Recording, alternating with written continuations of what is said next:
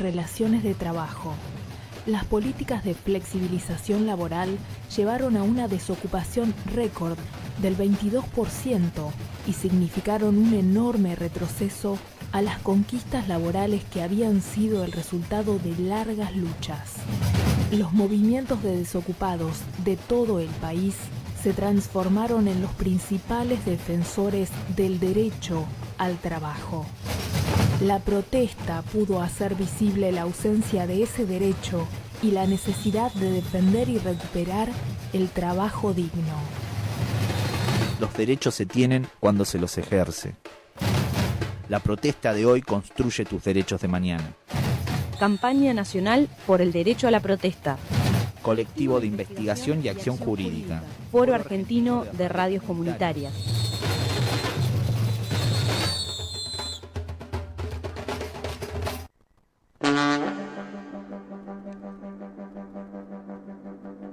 Desde el balcón de la ciudad.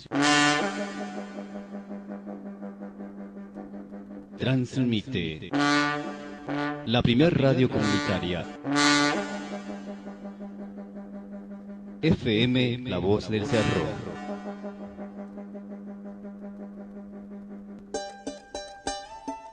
En su frecuencia 92.1.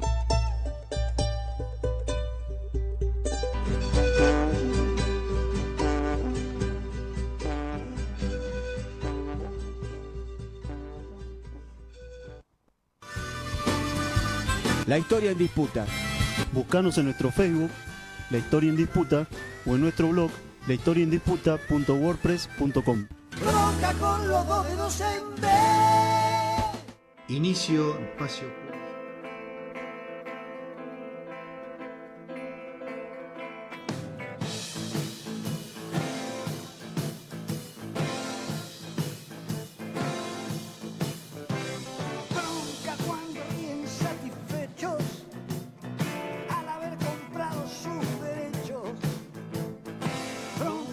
Se hacen moralistas y entran a correr a los artistas.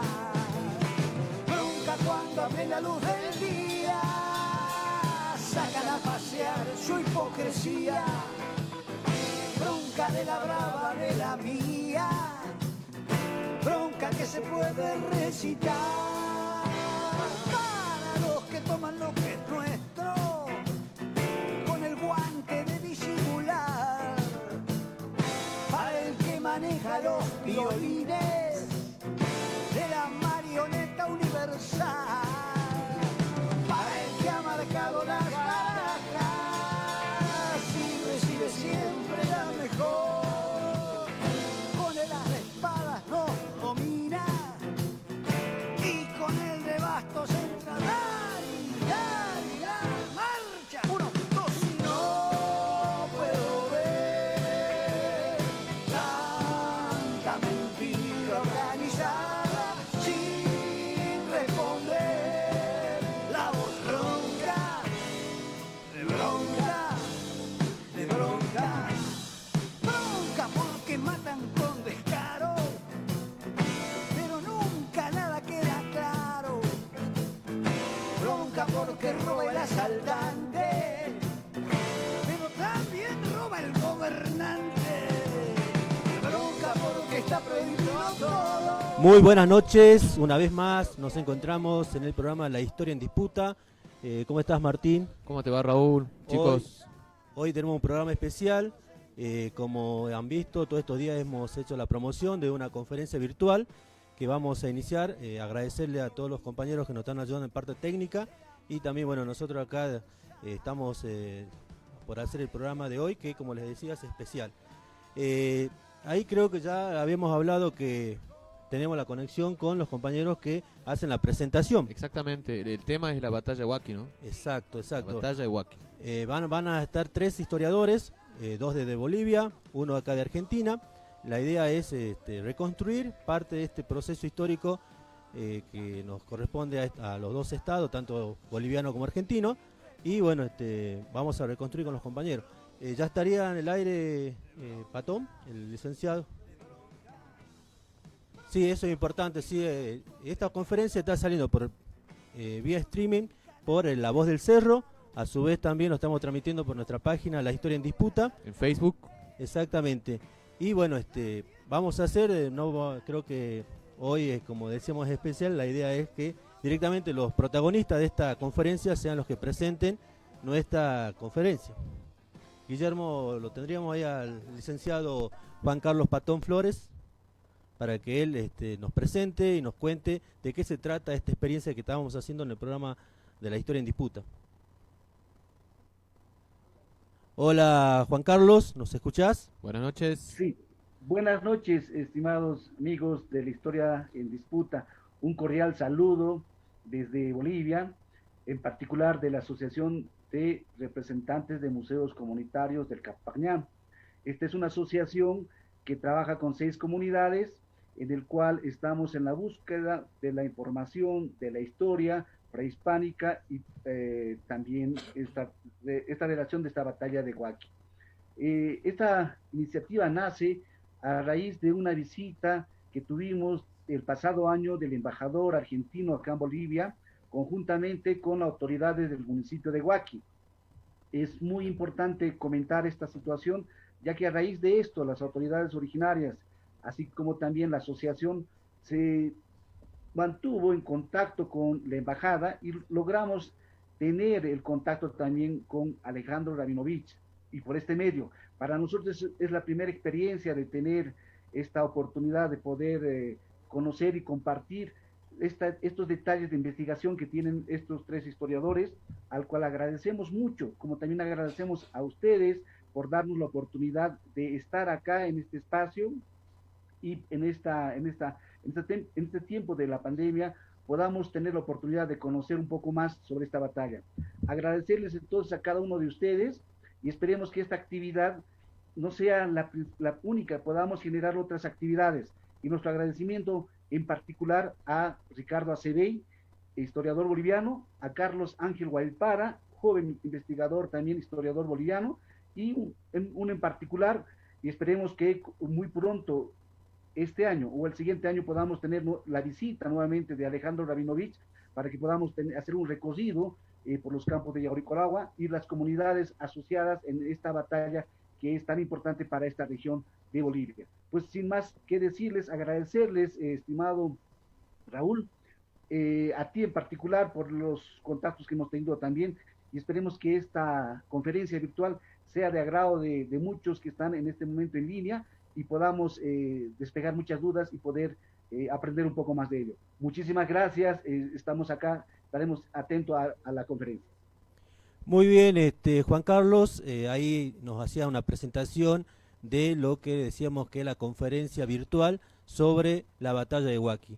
Bueno, como decía Juan Carlos, vamos directamente, la modalidad va a ser, cada expositor, cada historiador va a tener 20 minutos para hacer la presentación. Por un lado, va a empezar el licenciado Ricardo Acebey, después viene Carlitos Gualparalosa, y a su vez, al final, tenemos al compañero Alejandro Rabinovich, de acá desde Argentina. Bueno, creo que también está en línea el licenciado Acebey. Así iniciamos con él. Recordarle al licenciado que tiene 20 minutos para que pueda desarrollar su tema y así todos podemos, que nos quede tiempo para que haya al final una intervención del público también que pueda hacer sus preguntas y que nosotros podemos transmitirles a ustedes para que puedan contestar. Bueno, vamos a iniciar entonces con el licenciado Acebey. ¿Nos escucha, licenciado?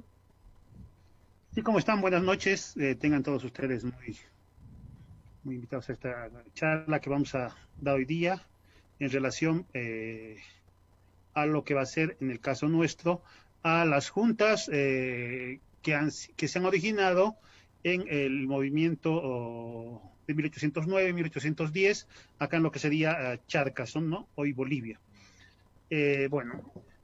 Procedemos en todo caso a comenzar. Vamos a señalar en todo caso que esta época se va a iniciar en 1808 con lo que va a ser la invasión napoleónica de España, y donde va a provocar uno de los acontecimientos muy importantes, que va a ser primero la abdicación de Carlos IV a favor de su hijo Fernando, y que pone en todo caso a prueba esta relación de fidelidad al rey en medio de tensiones en el poder, principalmente en lo que va a ser, en este caso, la península primero, pero que va a ser también, se va a sentir en lo que van a ser los territorios de ultramar, que vamos a hacer con América hispana, pero no solamente América hispana, sino también lo que va a ser Filipinas, que también era parte de la dominación española en esa época. Pero claro, en Filipinas es un lugar mucho más alejado y los acontecimientos en todo caso tardan mucho más en llegar y las repercusiones en todo caso son también un poco más leves de lo que han sido acá en la península, teniendo en cuenta que se tardará mucho más tiempo en llegar a Filipinas, por ejemplo, ¿no es cierto? Ahora bien, en el caso específico de lo que va a ser Charcas, esta invasión napoleónica, la subsecuente abdicación de Carlos IV, la sucesión de Fernando VII, va a ocasionar, por ejemplo, que ocurra una tensión muy importante en lo que va a ser la audiencia de Charcas específicamente, entre lo que va a ser el presidente don Ramón García Pizarro y también el arzobispo Benito Moxón, ¿cierto? Ellos, en todo caso, viendo principalmente lo que va a ser el fidelismo al rey, en contra de lo que va a ser también otra corriente también de este fidelismo, porque en realidad esta primera etapa muchas veces se quiere tomar en todo caso como una etapa meramente revolucionaria y de plenamente revolucionaria en todo caso, pero en todo caso tenemos que ver que este momento específico va a ser más bien un momento coyuntural en el que se van a dar muchas cuestiones, principalmente de lo que va a ser la sucesión del pacto que existe entre el monarca, en este caso Carlos IV en todo caso, o Fernando VII, y lo que va a ser el pueblo también, ¿no es cierto? Esta población, estos residentes tanto en esta monarquía española. Entonces, este primer momento no va a ser, como se quiere creer en muchos casos, o lo que se ha podido ver, un momento revolucionario, sino más bien es un momento de caos en lo que va a ser la misma monarquía española, ¿no es cierto? Esto no solamente es visto acá, sino también es visto en lo que va a ser el momento del próximo año, de 1810, en lo que va a ser también Buenos Aires. Está también presente este sentido muy ligado a lo que va a ser el poder regio, ¿sí? Entonces, van a ocasionar en todo caso que el 21 de agosto de 1808 llegan a La Plata las noticias del motín primero de Aranjuez, la subsecuente abdicación de Carlos IV y la exaltación de Fernando VII al trono y la entrada en todo caso de los propios ejércitos franceses a la península ibérica, ¿no? Estas noticias van a conmover a la ciudad y el 23 de agosto en todo caso se va a dictar en la ciudad de La Plata, se va a dictar un bando de apoyo a Fernando VII, ordenando la jura a este nuevo rey, ¿no es cierto?, en toda la audiencia. Estamos hablando de 1808. Mientras esto se organiza, esta jura al rey, al nuevo monarca, se van a suceder en todo caso nuevas noticias, ¿no?, subsecuentes, que van a ser el apresamiento de la familia real en Bayona, la abdicación del propio Fernando VII y el nombramiento del hermano de Napoleón, don José Bonaparte, ¿no es cierto?, como rey de España en todo caso, y que van a dar paso en todo caso a una formación, por una parte, en contra de este nombramiento de José Bonaparte. Se van a dar en todo caso el movimiento preciso de lo que va a ser denominado la ruptura del pacto, o denominado también el pacto Traslati, que no va a ser nada más que el dominio del pueblo sobre este poder, ¿no es cierto?, de este sentido pactista que está habiendo en lo que va a ser no solamente en España, sino también en Europa principalmente, esta lógica del pacto que es parte de la modernidad, de esta modernidad presente en el momento,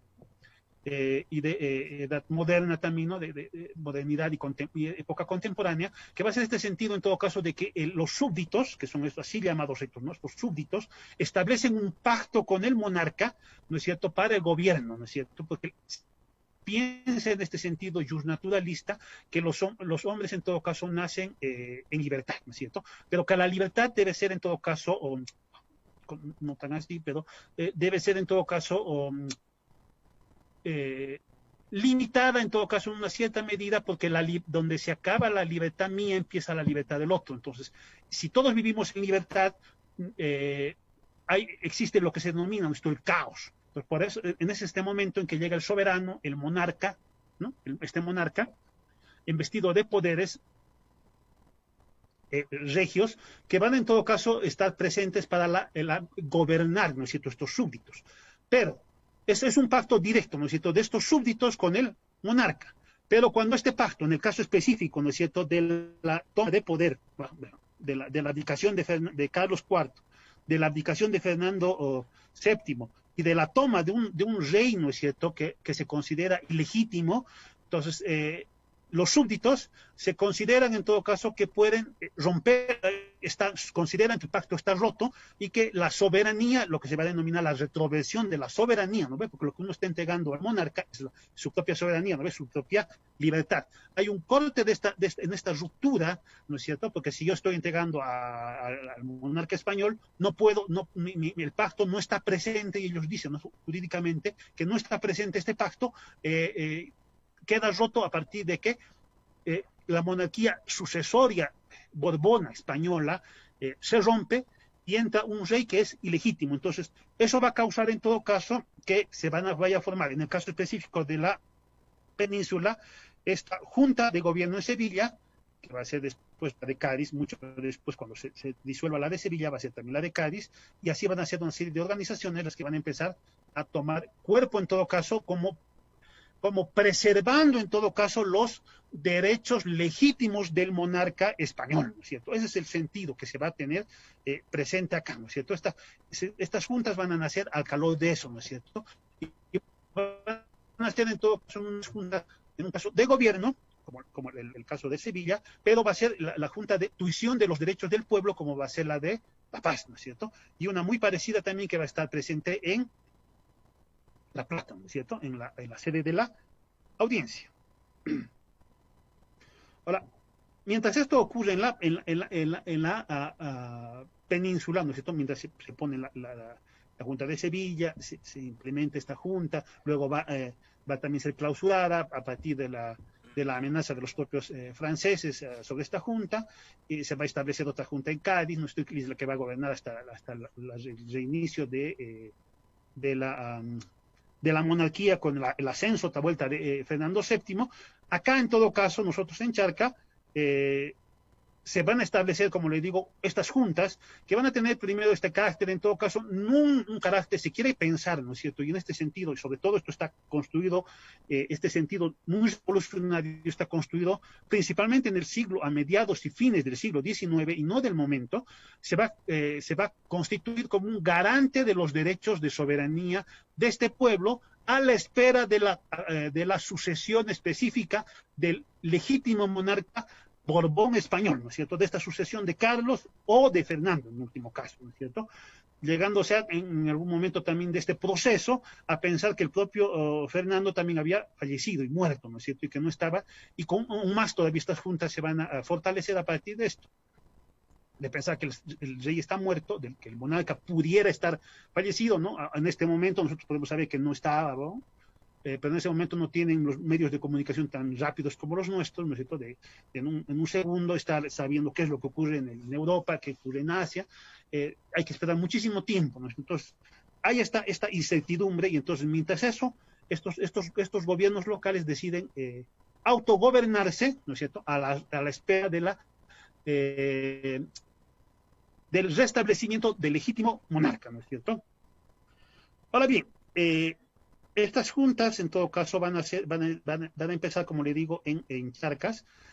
Una de las primeras que se va a presentar, en todo caso, va a ser esta junta que se va a originar a partir de esta pelea y esta pugna interna también que va a haber en la propia audiencia de Charcas, ¿no es cierto? Por una parte el presidente y por otra parte por los oidores, ¿no es cierto?, que tienen dos posturas distintas, a las cuales, en todo caso, se van a, ¿no?, de decir, ¿qué hacemos? ¿Seguimos a la Junta de Sevilla? ¿No la seguimos? ¿Nos mantenemos y nos gobernamos legítimamente hasta que el sucesor legítimo del monarca español regrese al trono, no, sí. Entonces, a esto se va a sumar en todo caso que el enviado de esta Junta de Sevilla, que en el caso nuestro va a ser Goyeneche, aparte de traer este mandato de la propia Junta de Sevilla, va a traer una serie de pliegos y cartas de una de las sucesoras también que pudiera ser una de las sucesoras del gobierno español, que va a ser doña Carlota Joaquina, que está al momento estaba en ese momento casada o no siempre estuvo casada, con la monarquía también portuguesa. Entonces, y ellos habían prevención ya de este avance francés en la península, habían logrado escapar a sus propias colonias, en este caso Brasil, y habían establecido su corte en Brasil, y como le digo, este enviado de la Junta de Sevilla, que va a ser Goyeneche, va a traer en el camino, se va a encontrar aparentemente con los emisarios también de Carlota Joaquina, quien está en todo caso disputando también, diciendo, ¿no? Si mi padre está preso en España, si mi hermano está preso en España también, todos mis familiares están presos allá, entonces la única y legítima sucesora de esto para que se mantenga la monarquía en las colonias españolas, en este caso, soy yo, ¿no? Si tú dice la propia Carlota Joaquín. Entonces, Goyeneche va a traer estos pliegos y los va a presentar, en todo caso, a la audiencia, ¿no es cierto? Y donde se van a convocar, como sabemos, una junta, se va a debatir bastante de la posibilidad de seguir ser fieles todavía al rey, o sea, ser fieles al rey hasta que retorne, no retorne, continuar. Otra parte también van a decir, no, deberíamos parcializarnos en todo caso con doña Carlota Joaquina para que ella pueda ser la legítima sucesora mientras tanto, o se restablezca la monarquía, o si se ha muerto el rey, que ya sea. Entonces, esos van a ser los planteamientos, ¿no es cierto? Hasta que todo esto... porque va a haber una serie de procesos, ¿no? Just Leo probablemente es el texto que mucho mejor va a describir esto, ¿no? En su tesis doctoral, el doctor Just Leo, fallecido hace poco también, nos va a mostrar en todo caso cuáles son estos entreveros, ¿no es cierto?, de la Junta, de este movimiento juntista específico que ha ocurrido en La Plata, ¿no es cierto? Cómo es que son, a pesar de los hermanos Sudáñez, cómo es que luego el pueblo los va a liberar, este momento específico de la pugna, ¿no? Porque es una pugna tremenda de poderes, ¿no es cierto? Es una pugna que uno puede pensar, decir, no solamente es en Chacas, solamente es no acá.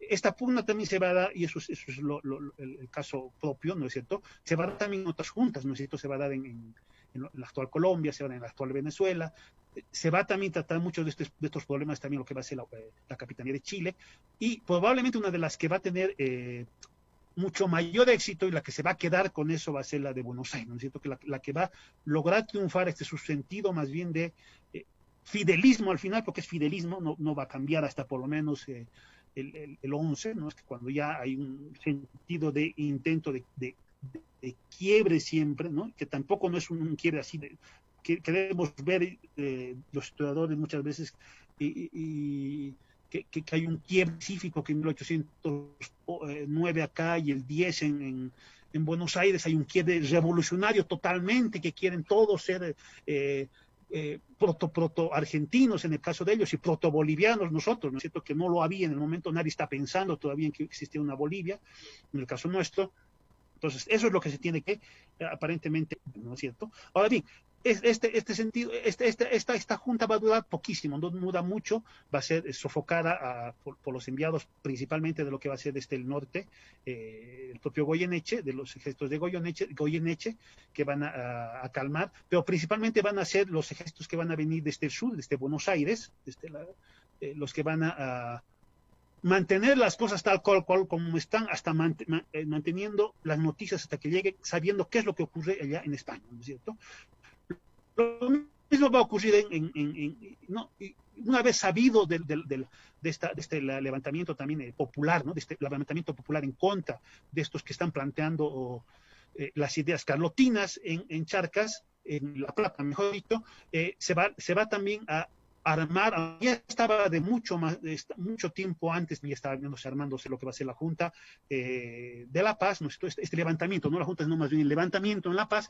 No se olviden que ya en 1805, 4 años antes, Pedro Murillo, porque ese es el verdadero nombre del compañero, Pedro Murillo, que se había cambiado el nombre porque su verdadero nombre es Pedro Murillo, Pedro Domingo Murillo, ya en el 1805 había estado también en estos levantamientos, medio intentos también, por varias cuestiones, ¿no? que nos van a mostrar que no solamente tiene que ver con la monarquía, sino también por el trato que se va a dar en esta monarquía española acá, las desigualdades, el mucho control en todo caso, porque una de las características de los Borbones también va a ser que a partir de que ellos entran unas colonias de ultramar, en estos territorios de ultramar donde aparentemente había como estaba tan lejos el poder, acá era mucho más fácil hacer varias cosas, ¿no? Jurídicas, por ejemplo, esto de lo que se llama la equipeya también, ¿no? Esto de lo que se cumple pero no se acata también, ¿no? Esto que hemos heredado los latinoamericanos, esto, ¿no? De que se cumple pero no se acatan las leyes, es prácticamente de este periodo colonial, ¿no? Entonces, cuando la monarquía borbona va a entrar a gobernar en la península, va también a provocar esto, ¿no es cierto? Que va a empezar a ajustar ciertas medidas políticas, económicas y sociales en todas sus colonias. Es lo que aparentemente no les va a gustar a los que viven acá. Entonces, es por esto también que en el 5 están presentes en estos levantamientos, en el 9 está presente esto del levantamiento también de Pedro Domingo Murillo y su gente, que van a formar en todo caso, como les digo, lo que va a ser la Junta de los Derechos del Pueblo, esto que es la Junta de Tuición de los Derechos del Pueblo, que es el verdadero nombre de la Junta Tuitiva. Cuando ellos van a implementar el 16 de julio, el 16, 18, 20 de julio, más o menos van a implementar su sistema de gobierno, van a empezar a incorporar elementos importantes, ¿no es cierto?, de reconocimiento, por ejemplo, a los indígenas. Se pide en todo caso que todos los pueblos también envíen aquí a la ciudad de La Paz representantes para poder ver qué es lo que se va a hacer, porque les digo, se está viviendo un momento de incertidumbre, qué es lo que va a ocurrir con el rey, si está el rey muerto, está el rey allá, José Bonaparte está gobernando, o sea, no se tiene muy claro qué es lo que se va a hacer. Este movimiento, el de La Paz, va a durar aparentemente, son 3 meses hasta septiembre, finales de septiembre, cuando en vista de la embestida también otra vuelta de Goyeneche, de su avance, no solamente de Goyeneche, sino también de Potosí, también el avance de las fuerzas realistas, en todo caso, no, legitimistas, realistas, en todo caso, porque como les digo, es un momento que se está viviendo claro, que no es una guerra de independencia, sino todavía es un momento de lo que se va a denominar, muchos denominar una guerra civil, ¿no es cierto?, de este enfrentamiento. De hecho, en este momento también de efervescencia popular, La Paz va a declarar la guerra a Puno, ¿no es cierto?, como a la Junta de Puno, ¿no?, pensando que somos también enemigos nuestros. Entonces hay una serie de complementariedades. Creo que ya se ha cumplido el tiempo. Ahí pasaba la exposición de Ricardo Acebey, los movimientos juntistas en los inicios de la independencia de Charcas. Bueno, Ricardo, vamos a darle paso después a los otros compañeros. Al final vamos a hacer una ronda de preguntas del público, pero bueno, los que nos están escuchando, les vamos a pedir un poquito de paciencia. Nosotros, como es un programa de radio, tenemos un pequeño corte, sobre todo los auspiciantes que tenemos, que es cortito. Exactamente. Y vamos a regresar con la segunda exposición de Carlos Valparalosa, la política de Juan José Castelli y José Manuel Goyeneche en el desarrollo de la independencia. Bueno, vamos a hacer un pequeño corte.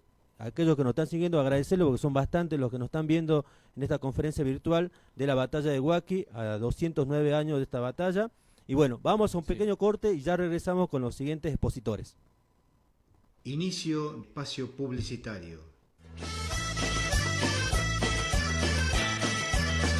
Para no tomarse la vida en serio, ya que inevitablemente vas a salir muerto de ella, 100% cumbia, ADM. Cumbia, reina de cumbia. Como dicen los pares. Cumbia, reina de cumbia. Arriba las manos los impares. Cumbia de mi... Los que no tienen barbijo. Vení a bailar con nosotros todos los martes a las 4 de la tarde por la 92.1.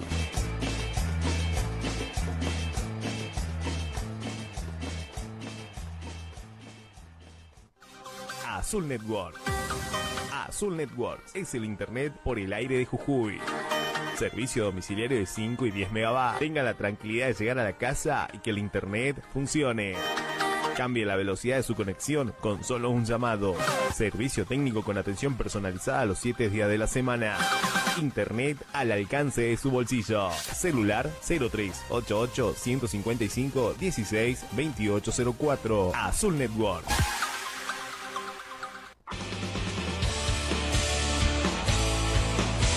Nuevo ciclo 2020. Pasa la voz en la mañana informativa. Por La Voz del Cerro, FM 92.1. Toda la información, entrevistas, deportes y la música de Jujuy. De lunes a viernes desde las 8. En vivo por Facebook Live. La Voz del Cerro.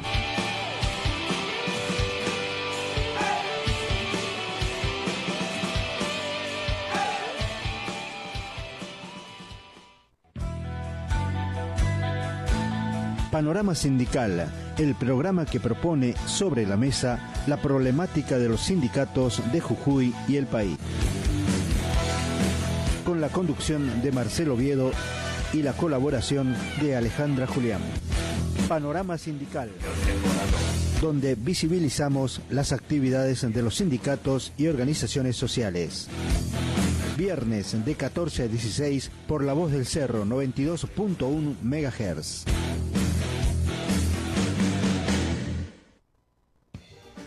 Visita nuestra agencia de noticias, agencia.farco.org.ar. Fin. Espacio publicitario. Escuchanos 92.1 en vivo www.lavozdelcerro.com.ar. La historia en disputa. Buscanos en nuestro Facebook, La Historia en Disputa, o en nuestro blog, lahistoriaendisputa.wordpress.com. Bronca con los dos dedos en B.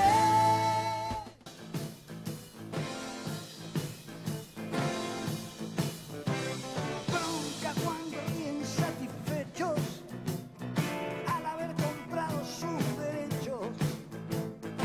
Bronca cuando se hacen moralistas y entran a correr a los artistas. Bronca cuando a plena luz del día sacan a pasear su hipocresía. Bronca de la brava de la mía. Bronca que se puede recitar para los que toman lo que es nuestro con el guante de... Bueno, volvemos. Como sabe el público que nos sigue, bueno, y hay mucho público que hoy está presente en esta conferencia virtual, la batalla de Huaki. Se cumple hace unos días, se cumplió 209 años de esta batalla. Bueno, ya tenemos la conexión para que nos ayude también a conocer este proceso de lo que estamos charlando. Vamos a comunicarnos con Carlos Ángel Hualparaloza desde Bolivia.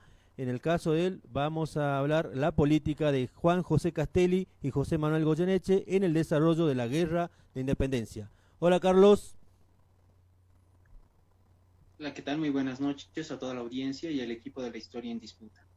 Realmente un honor poder intervenir nuevamente con un tema que tiene mucho que ver con el desarrollo de la batalla de Huaki, porque ahora vamos a hablar precisamente de las dos figuras centrales de ese movimiento, ¿no? O de esa jornada, a pesar de que hay otras, pero estas son las principales fuentes ideológicas, pues en ellos se va a encontrar todo lo que se defiende, tanto en el bando realista como en el bando patriota. Es por eso que brevemente voy a describir un poco lo que es la ideología de Juan José Castelli, con qué ideología llega él. Él es de Buenos Aires, ¿no? Con qué ideología va a llegar acá, al Alto Perú, en 1810. Y con qué ideología va a querer avanzar hasta el desaguadero. Y luego, por otro lado, vamos a ver también a la figura de José Manuel Goyeneche, el cual, como defensor de la corona española o de la institucionalidad colonial de ese entonces, igual va a avanzar desde el Cusco hasta el desaguadero. ¿Con qué ideologías? ¿Qué van a defender ambos personajes a lo largo del desarrollo de la historia? Para esto tenemos que remontarnos mucho tiempo atrás, ¿no? Tomando en cuenta lo que nos mencionaba el licenciado Ricardo Acebey en relación a la formación de las juntas. Tenemos que entender que Castelli y Goyeneche, ambos son mestizos, perdón, ambos son criollos, que han nacido en América y que en cierto modo, algunos historiadores también lo consideran, son dos caras opuestas de la misma moneda, puesto, como les decía, son americanos, ¿no? Por su lado, Castelli, ciudadano de Buenos Aires, cuando era joven, va a venir a estudiar acá al Alto Perú, lo que era la Real Audiencia de Charcas, a la Universidad San Francisco Javier.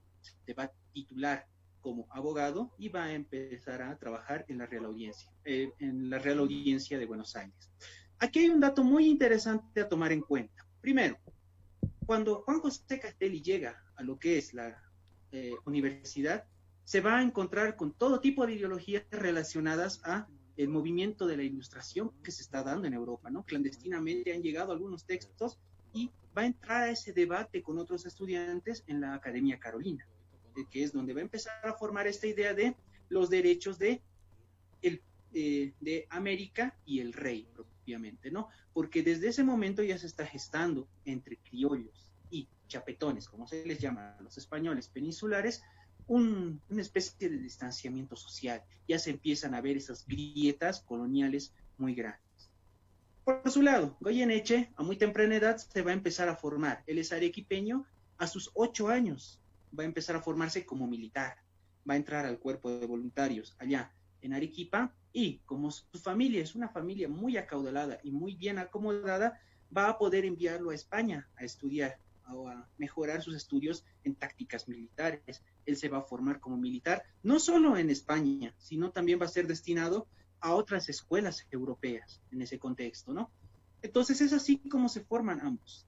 Primero, Castelli se va a adecuar a esa ideología más, se puede decir, revolucionaria. Desde que llega a Buenos Aires, él ya tiene una ideología de una especie de embrión de independencia, se podría decir, junto con su primo Manuel Belgrano, que él vuelve a estudiar de Europa, y otros van a empezar a formar la Logia de la Independencia, lo que se llama ahora la Logia de la Independencia, que están empezando a ver cómo generar en América un espacio en donde ellos, como criollos, como americanos, puedan entrar en el área política, que en ese tiempo estaba estrictamente reservada para los españoles peninsulares, ¿no?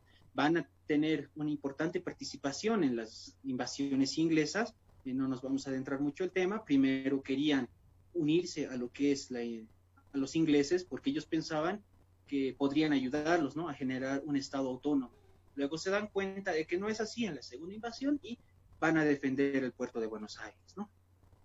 Todo este proceso va a ir llegando hasta que se da el 25 de mayo de 1810, ¿no? Esto por el lado de Castelli. ¿Qué pasa con Goyeneche? Inmediatamente cuando se desata lo que es la guerra o la invasión francesa a lo que es el territorio español, se crea la Junta de Sevilla. Y una de las primeras medidas de la Junta de Sevilla es llamar precisamente a José Manuel Goyeneche para que intervenga en las audiencias americanas, ¿no?, para que éstas juren lealtad a la Junta. Pero hay que entender un punto aquí muy importante, y el que Nathaniel Aguirre en su obra Juan de la Rosa nos aclara. Goyeneche va a venir aquí con 3 caras. Él le dice el 3 caras, ¿no?, a partir de su obra. ¿Por qué? Uno, si bien es enviado por la Junta de Sevilla, también va a pasar por Brasil. Va a recoger lo que son las cartas de Carlota y el proyecto carlotino, y va a venir a lo que es primero la audiencia de Buenos Aires, luego a la audiencia de Charcas y luego a la audiencia de Lima, ¿no? Va a venir con eso, y también va a venir con una ideología de la defensa del rey, aunque Nathaniel Aguirre también le pone como el falso católico, ¿no? Porque vamos a verlo un poco más adelante, porque este término. Entonces es así como llega él. Él va a jugar un papel decisivo en lo que va a ser el levantamiento del 25 de mayo de 1809 en la ciudad de Chuquisaca. ¿Por qué? Porque es precisamente esta doble moral que él tiene, que va a hacer enfrentar al presidente y al arzobispo de La Plata con los oidores y toda la audiencia de Charcas, ¿no? El presidente Pizarro y el arzobispo Moxo apoyan el proyecto carlotino, en cierto modo, ¿no? En cambio, los otros no, quieren jurarle lealtad a lo que es la Junta de Sevilla. Ahí es donde van a entrar los doctores de Charcas, ¿no? ya entra Jaime Sudáñez y van a proclamar el nacimiento de las primeras juntas, como ya nos explicó el licenciado Acevedo. No va a pasar mucho, ¿no? Van a ser reprimidas. Goyeneche obviamente llega a Lima y le va a pedir al virrey que lo nombre intendente del Cusco. Lo va a hacer y va a tomar posesión de su cargo en el Cusco, ¿no? Se da la insurrección de La Paz y ambos virreinatos deciden que hay que pacificar el territorio. Entonces, lo que la Junta de Buenos Aires es enviar a Vicente Nieto para que ocupe Chuquisaca. Y por el lado del Perú, Goyeneche va a ir a ocupar lo que es el territorio de La Paz. La ocupación de Goyeneche es uno de los primeros indicios de esa idea de pacificación, ¿no? Va a llegar con una fuerza de 5,000 hombres reclutados de las provincias surperuanas, va a pacificar la ciudad de La Paz y va a ejecutar a los campesinos. Algo que no va a pasar, por ejemplo, en Chuquisaca, donde se los envía al exilio o se los envía a las prisiones que existen, ¿no? Entonces ya vemos ahí un indicio ya de un comportamiento más militar por parte de José Manuel Goyeneche, que va a ser decisivo más adelante. Es así que llega 25 de mayo de 1810. Se proclama la Junta Revolucionaria en la capital del Virreinato de Río de la Plata, que en ese entonces era Buenos Aires, y se crea un ejército, o una de sus primeras ordenanzas es crear un ejército auxiliar. ¿Para qué? Para que este avance a todas las provincias, que incluía, por cierto, el Alto Perú o la Real Audiencia de Charcas, o sea, que avance hasta el Desaguadero y permita que representantes de las provincias lleguen a Buenos Aires a formar parte de un congreso que se estaba planeando para decidir el futuro de este territorio, ¿no? Primero va a ser Ocampo, el comandante Ocampo, el que va a estar encargado, pero va a venir el problema de las ejecuciones de Córdoba, ¿no? O la contrarrevolución de Córdoba, en donde no tienen la fuerza suficiente para matar al ex virrey Liniers y quieren traerlo a Buenos Aires. Aquí ya vemos un primer acercamiento a la ideología política de Castelli. Castelli, junto con Moreno, son descritos en la historia como los jacobinos de Mayo, ¿no? Haciéndolos alusión a lo que ha ocurrido en la Francia revolucionaria, ¿no? A Castelli se lo comparaba, por ejemplo, con Montesquieu. Con Robespierre, en ese tiempo de el avance del terror, ¿no? O el periodo del terror. Castelli, hay que entenderlo bien, es alguien que está dispuesto a todo por la revolución. No duda en hacer lo necesario para que esa revolución, de la cual él ha sido parte hace mucho tiempo, no solo cuando se han formado las primeras juntas, triunfe, ¿no? Es por eso que él va a llevar la orden de Moreno y va a ejecutar a Liniers. Cuando llega al Alto Perú, va a ejecutar al presidente Vicente Nieto y al gobernador Paula Sáenz. ¿Por qué? Porque ellos apoyaban a la corona. Y aparte porque ellos habían solicitado, después de conocerse la Junta Revolucionaria, de que Charcas pase de nuevo a dependencias del virreinato peruano, ¿no? Entonces, él lo ve como un peligro. Y es por eso que a lo largo de su avance, que va a ser rápido, él no quiere perder tiempo, sabe que cada momento es crucial. Él avanza hasta el Desaguadero y llega hasta la ciudad de La Paz, ¿no? Se van a dar los enfrentamientos de Aroma, que Goyeneche, recordemos, está en La Paz con su ejército. Va a enviar un destacamento para intentar frenar a Castelli, pero va a ser derrotado por los cochabambinos en la batalla de Aroma. Esto en 1809, en noviembre de 1809.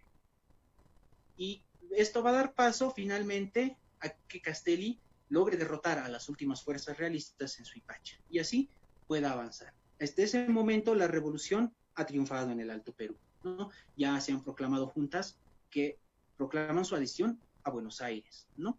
Pero Castelli tiene una perspectiva más amplia. Él no quiere encerrarse en las fronteras del virreinato, a pesar de que esa es la orden. Él quiere expandir un poco sus ideas a lo que es el sur peruano. Y eso corresponde al territorio que en ese momento estaba en manos de Goyeneche, ¿no? Entonces es así que se van a dar los primeros acercamientos políticos para buscar una salida, entre comillas, nuevamente pacífica al asunto. Se va a dar el armisticio de 40 días, ¿no? Que ningún bando va a cumplir. En su momento ningún bando va a cumplir y que va a llevar finalmente a el desarrollo de la jornada de Huaki. Finalmente, ambos ejércitos rompen esta tregua y se enfrentan en Yauricoaragua se enfrentan cerca a la población de Huaki y unas pequeñas escaramuzas entre el ejército cochabambino y las fuerzas de Goyeneche en Jesús de Machaca, ¿no? En la frontera de Jesús de Machaca con Santiago de Machaca, que es del lado peruano. Concluye con una victoria de Goyeneche, ¿no? Desde ese momento se piensa que la revolución ha sido derrotada hasta ese momento, ¿no? La figura de Castelli va a ser controversial. Después de su derrota va a ser desacreditado totalmente por Buenos Aires, por las fuerzas elitistas, por la élite española de la capital virreinal, ¿no? Que no quieren saber nada de esta revolución. Ellos han jurado lealtad a Fernando VII. Eso tenemos que entenderlo muy bien. Castelli, junto con otros criollos, buscaban esa autonomía, pero otros no todavía. En el lado de Goyeneche, él va a cumplir su objetivo, va a ocupar nuevamente las provincias, va a pacificarlas, y especialmente se va a ensañar más adelante con los levantamientos de Cochabamba. Finalmente, ya se pacifica después de Huaki, a Rivero, se llega a un primer acuerdo en el cual Goyeneche entra a la ciudad del Valle de forma pacífica, ¿no? Luego, cuando ya está a punto de avanzar para recuperar las provincias del Virreinato de Buenos Aires, porque su objetivo es pacificar todo el territorio, se topa con que en Cochabamba ha salido un nuevo levantamiento de Esteban Arce, ¿no? Y tiene que volver. Esto también va a ser decisivo para la historia del desarrollo, o el desarrollo de la Guerra de Independencia. Vuelve, derrota a los cochabambinos que quedan en la batalla de Quehuiñal, y finalmente se va a dar el enfrentamiento del 27 de mayo de 1812, en donde Goyeneche va a demostrar realmente cuáles son sus políticas en relación a la pacificación. Va a enfrentarse a las mujeres cochabambinas, va a ordenar de que se dé un combate como si fuera un ejército regular, ¿no? Un ejército de varones, van a matar a las mujeres que se están resistiendo, van a ocupar Cochabamba, van a saquear. Goyeneche va a permitir que el ejército realista haga esto, y más adelante va a ser esa una de las críticas que se le va a dar a esta figura, a Goyeneche, ¿no? En el sentido de la moderación. ¿Por qué? Porque él va, como militar de estudios, va a permitir que su ejército arrase. Va a permitir que su ejército entre a Cochabamba y cometa todo tipo de crímenes. Después de la pacificación de Cochabamba, Goyeneche ya está avanzando al sur. Envía a su primo Pío Tristán para que ocupe las provincias de Salta y Tucumán, ¿no? En donde, gracias al sacrificio de las mujeres cochabambinas y a la táctica de Manuel Belgrano con el éxodo jujeño, se va a permitir la victoria de Tucumán, primeramente, y luego la victoria de Salta. Desde ese momento, Goyeneche, que estaba a cargo, se da cuenta que no puede ya con el desarrollo de la Guerra de Independencia, que ya está dándose cuenta de que una causa está perdida, y decide retirarse, ¿no? Le pide permiso al virrey para irse a España. Se le autoriza por todos los méritos que ha realizado. Un dato interesante que me he olvidado comentar es que después de Huaki se le va a conceder el título de Conde de Huaki. Goyeneche va a ser el primer titulado con Conde de Huaki, ¿no? Con ese título ya suficiente, se va a España. Lo va a reemplazar Joaquín de la Pezuela y se va a dar más adelante, ¿no? De 1812 a 1825, el transcurso de la Guerra de Independencia. Hasta este punto, ¿qué quiero concluir? ¿Qué quiero señalar? Ambos defendían una política. Castelli y Goyeneche defendían una política muy distinta.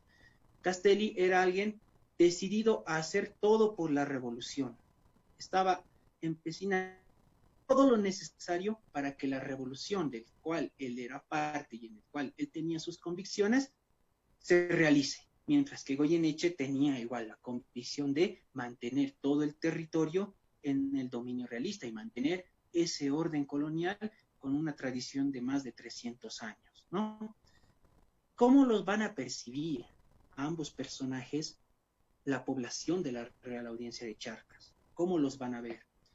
Una aproximación que podemos ver a este tipo de políticas que ellos van a implantar en la Real Audiencia de Charcas se encuentra precisamente en la obra literaria de Nathaniel Aguirre. Y repito, es Juan de la Rosa. Si bien es una obra literaria, sin, como dirían algunos, ¿no?, sin algún valor histórico muy grande, nos da pautas para comprender este momento histórico. Por ejemplo, cuando llega Castelli y la historia tradicional misma la rescata, lo ponen a él como un tirano, como un déspota, como alguien que quería el poder para sí mismo, ¿no? O para los demás. Pero esa visión, según Nathaniel Aguirre y otros historiadores, es una visión de las clases acomodadas o acaudaladas de la Real Audiencia de Charcas. Quienes piensan de esa manera son los que han sacado provecho de ese viejo orden colonial y ven en peligro todo eso, ¿no? Y hay otra visión en relación a Castelli, de otro grupo que lo dice que es más moderado, que está bien que avance hacia el norte, que hay que apoyar su avance, que es el de los mestizos y el de los criollos, ¿no?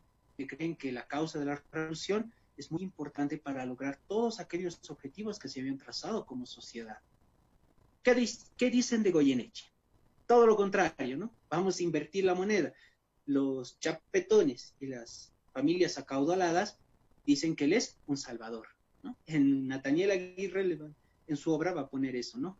A lo largo del desarrollo de la trama, de que las clases pudientes lo ven a él como un salvador, que nos va a liberar de ese demonio que es Castelli, ¿no? ¿Y qué es Castelli? Precisamente eso, un ser tiránico, alguien negativo para la historia. Ambas versiones se manejan, son varios los historiadores, se ha tomado dos puntos, ¿no? El Castelli y Goyeneche malo y el Castelli y Goyeneche bueno. Pero lo que siempre tiene que primar es la necesidad de entender por qué se ha realizado todos estos momentos. Como les decía, Castelli estaba dispuesto a darlo todo por la revolución, al igual que Goyeneche estaba dispuesto a darlo todo por mantener ese viejo orden colonial. Las políticas que van a implantar en el Alto Perú, en el lado de Castelli, por ejemplo, con la proclama de Tiahuanaco el 25 de mayo de 1811, conmemorando un año de la Junta de Buenos Aires, que se elimina el llanaconazgo y el sistema de mita, ¿no? Se va a eliminar la mita indígena, le va a dar esa libertad a los indígenas. Igualmente, las clases pudientes, con Goyeneche, ¿qué van a decir? Se van a mofar de ese momento. Porque en el juicio que le van a hacer más adelante a Castelli, ¿qué van a decir? Cuando Castelli les pregunta a los indígenas, ¿qué es lo que ustedes quieren? Aguardiente, mi señor. Es la forma en que, cómo se mofan de esta proclama de Tiahuanaco, ¿no?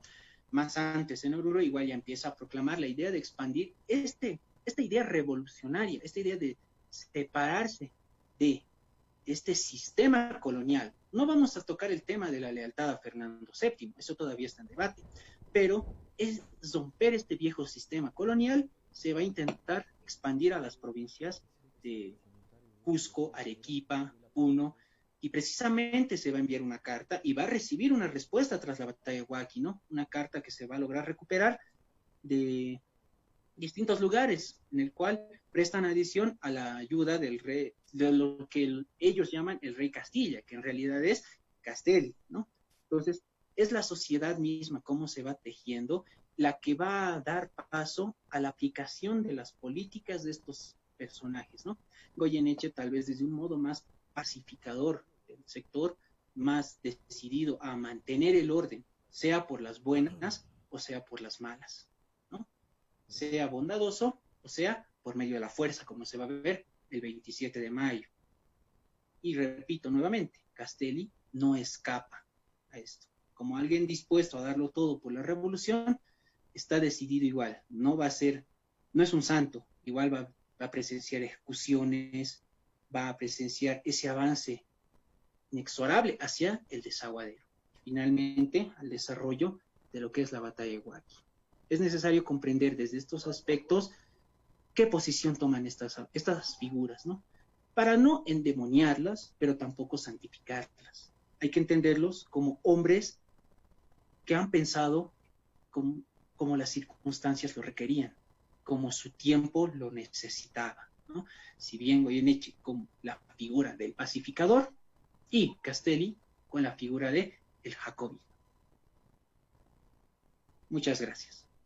Bien, ahí pasaba la conferencia de Carlos Valparalosa. La política de Juan José Castelli y José Manuel Goyeneche en el desarrollo de la guerra de independencia. Bueno, antes de seguir también queremos contar quiénes somos los que estamos organizando y a la vez también hay que están adhiriendo. Exactamente, Raúl. La Asociación de Representantes de Museos Comunitarios Capacñam Azoremuk que QN, no sé si lo estoy diciendo bien.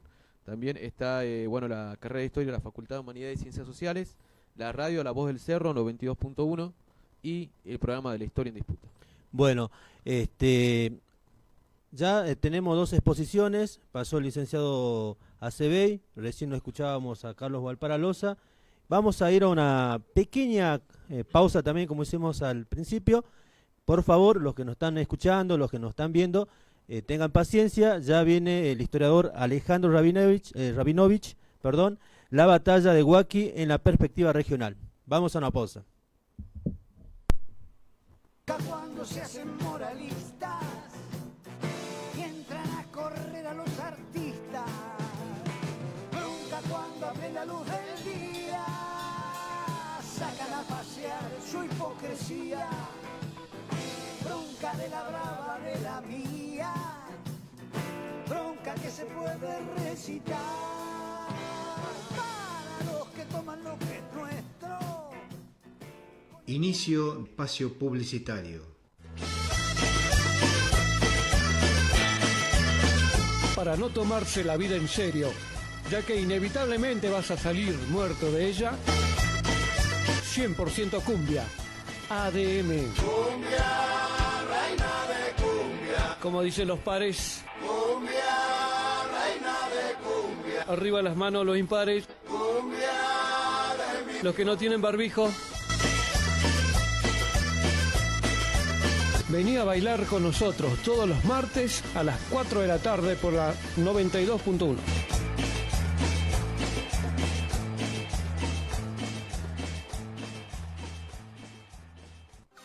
Azul Network. Azul Network es el internet por el aire de Jujuy. Servicio domiciliario de 5 y 10 megabytes. Tenga la tranquilidad de llegar a la casa y que el internet funcione. Cambie la velocidad de su conexión con solo un llamado. Servicio técnico con atención personalizada los 7 días de la semana. Internet al alcance de su bolsillo. Celular 0388 155 16 2804. Azul Network.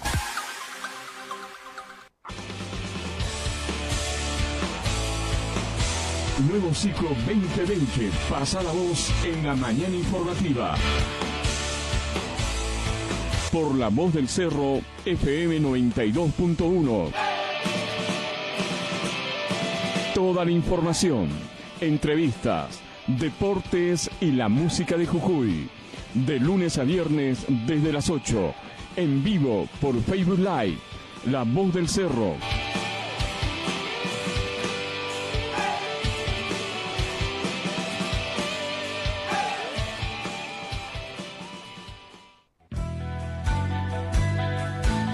Panorama Sindical, el programa que propone sobre la mesa la problemática de los sindicatos de Jujuy y el país. Con la conducción de Marcelo Oviedo y la colaboración de Alejandra Julián. Panorama Sindical, donde visibilizamos las actividades de los sindicatos y organizaciones sociales. Viernes de 14 a 16 por La Voz del Cerro 92.1 MHz.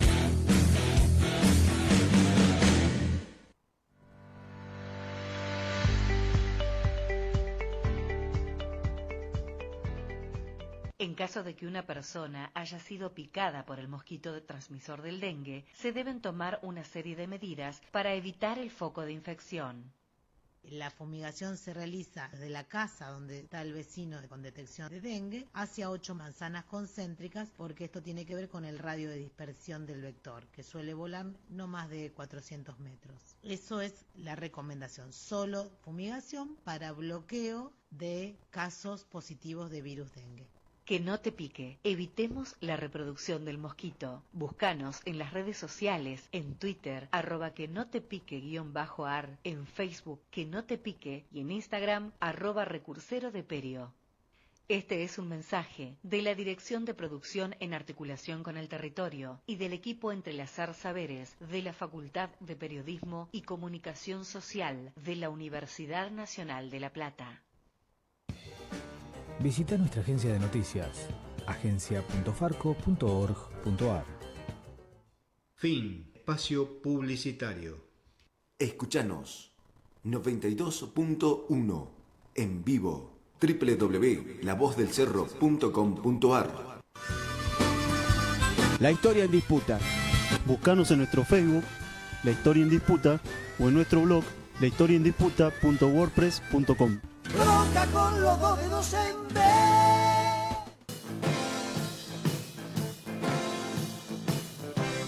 Bronca cuando ríen satisfechos al haber comprado sus derechos. Bueno, regresamos. Recordarle a la audiencia que estamos en la conferencia virtual de la batalla de Huaki. Por un lado vemos que hay muchos comentarios. Les pedimos a todos los que están escuchando, que todavía nos están aguantando, que dejen sus preguntas. Después de la intervención de Alejandro, vamos a abrir una instancia de hacer las preguntas que ustedes dejen. Vamos a leer y a cada historiador vamos a hacer esas preguntas.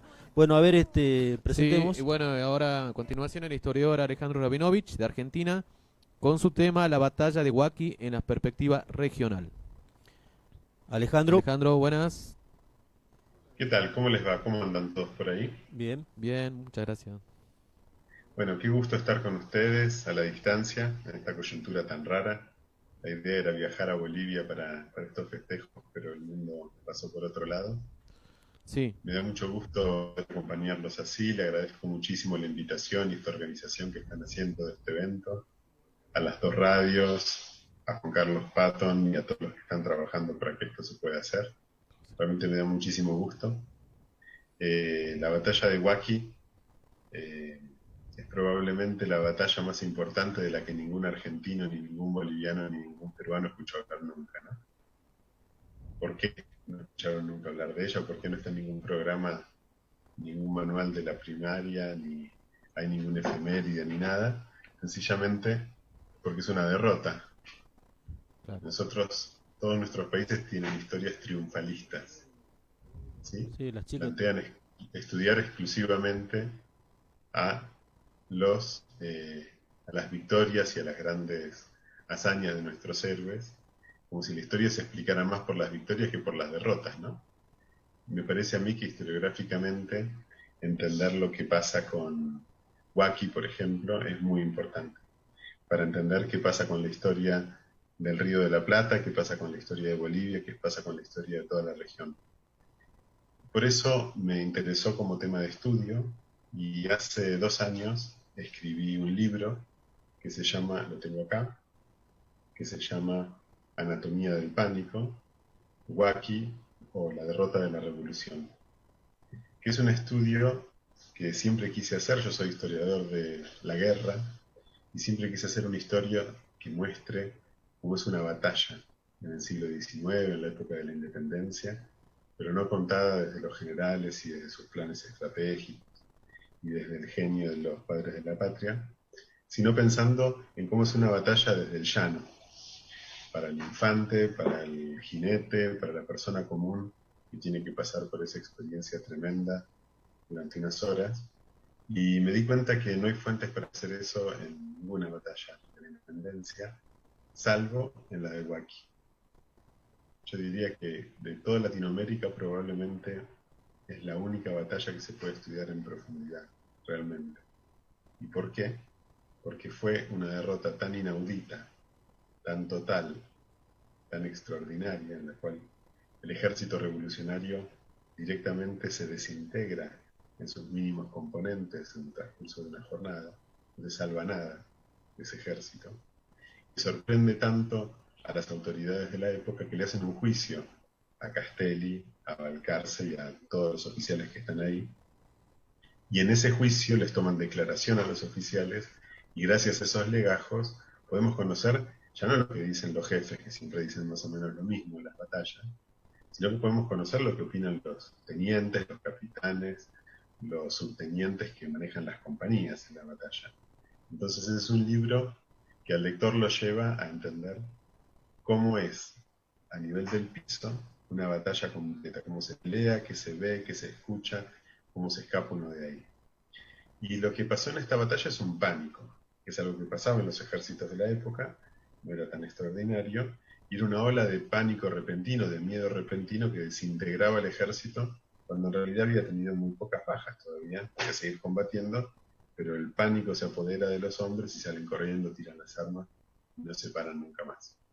Bueno, esta batalla, que a mí me sirvió de excusa para escribir este libro, me parece a mí que tiene una significación histórica muy importante para la región, en el continente, en Sudamérica. Tiene un importante porque es la batalla en lo que iba del transcurso decía que va a ser de victoria en victoria. Estos ejércitos iban avanzando y prácticamente no encontraban oposición. Y muy probablemente, si no era por la batalla de Huaqui, este ejército entra al Perú, luego entra en revolución como el resto de los pueblos, y se termina muy rápido esta revolución. Hubiéramos ido a una coyuntura más parecida a la de Norteamérica, por ejemplo, ¿sí? Donde se sale fácil y bien de la revolución. Pero la derrota de Huaqui es terrorífica, es tremenda, y cambia completamente la dinámica, y a partir de ahí ya nunca más los revolucionarios están tan cerca de ganar la guerra como en Huaqui, hasta Ayacucho.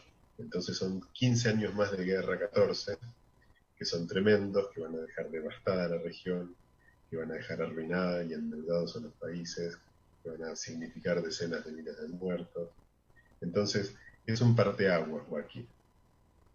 Pero aparte de lo que aprendí escribiendo este libro y teniendo la oportunidad de ir a Bolivia, de ir a la región de Huaqui, de Yurayricogua, del Desaguadero, de hablar con los colegas de allá, de estudiar los archivos de allá, es que más grande aún es la importancia de esta batalla para la región chica, para la región de La Paz, para la región de Charcas, para el Alto Perú.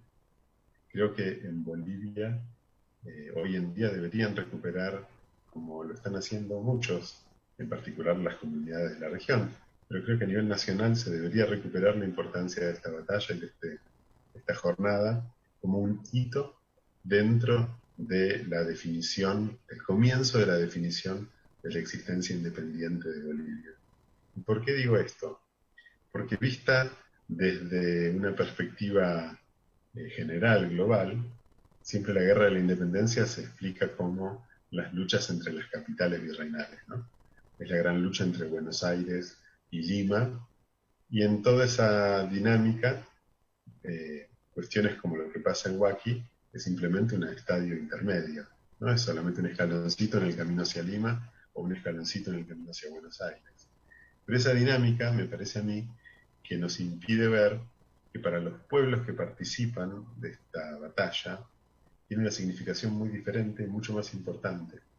Creo que la batalla de Huaqui se puede entender mucho mejor si uno la piensa desde una dinámica regional chiquita, alto peruana, en la cual nosotros tenemos una militarización que es muy alta desde la época de las revoluciones de Tupac Amaru, en 1780, esa revuelta que es terriblemente reprimida, entre otros por Buenos Aires y Lima, va a generar ciertas consecuencias muy fuertes, ciertas resistencias a la presencia de ejércitos extranjeros, en particular porteños, y eso termina de estallar en 1809 con las revoluciones, las juntas de Chuquisaca y La Paz, que acá en Buenos Aires, en Argentina, son prácticamente ignoradas como dentro de la dinámica revolucionaria. Y a mí me interesó mucho en el libro ver de qué manera los paceños, los cochabambinos, los orureños que participan masivamente de la batalla de Huaqui, son la mayoría del ejército. De hecho, de los 6.000 revolucionarios que combaten, hay 4.000 que son altoperuanos, ¿sí? Por más de que el virrey y los historiadores digan que es el ejército de Buenos Aires, porteños en sí hay 1.100, nada más, sobre los 6.000 que combaten. De la misma manera que el ejército peruano, y digo entre comillas peruano, tampoco viene de Lima. Hay un batallón que es de Lima, pero los soldados son de Puno. ¿Sí? Es una batalla entre gente de una misma región, gente que está hermanada, que se conoce perfectamente, y que tienen entre ellos un primer encontronazo en 1809. Es muy importante, y por eso en el libro decía, me interesó mucho rastrearlo, la experiencia de la Junta Tuitiva en 1809 y de la guerra que implica contra Puno defender esa junta es muy importante para lo que va a pasar después en Huaki 2 años después. De hecho, yo no pude cotejar la tropa, digamos, ejércitos, el de los revolucionarios de 1809 y el de los paseños que participan del ejército de Castelli en 1811, porque no encontramos la nómina de 1809, pero sí lo pude hacer con los oficiales, y hay una gran coincidencia entre los oficiales que se levantaron, los paseños, que se levantaron en 1809, y los que combaten después en Huaki en 1811. Y no solo son los mismos los paseños, sino que combaten contra el mismo Goyeneche, contra las mismas tropas de Puno, prácticamente en el mismo lugar. Es decir, que no desde Buenos Aires o desde Lima, no aquí clara cuando está que significa la batalla de guerra hubo en 1809, ¿no? Y después termina en Huaki, que los que van a retirar de La Plata, pero los paseños y toda la gente de la región se tuvo que quedar y bancarse las represalias tremendas de Goyeneche, y automáticamente van a iniciar las guerrillas, la guerra de guerrillas, mal llamada, despectivamente llamada de republiquetas, que es una guerra de guerrillas que ya no se corta nunca más. Entonces, entendida en esta perspectiva regional, yo veo en Huaki un quiebre en el cual la posibilidad de seguir alineada con los intereses de Buenos Aires, que ya presentaba muchas tensiones desde el momento mismo en que se hace el virreinato, en Huaki se terminan de romper por la derrota,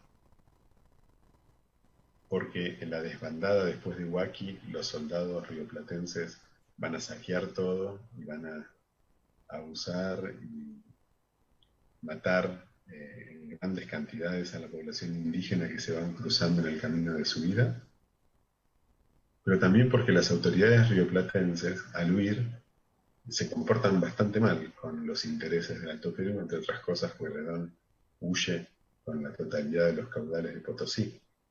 Entonces, para las élites altoperuanas, claramente es un punto de quiebre en el cual ya la confianza tenue y trabajosa que había con respecto a las autoridades de Buenos Aires se termina de romper.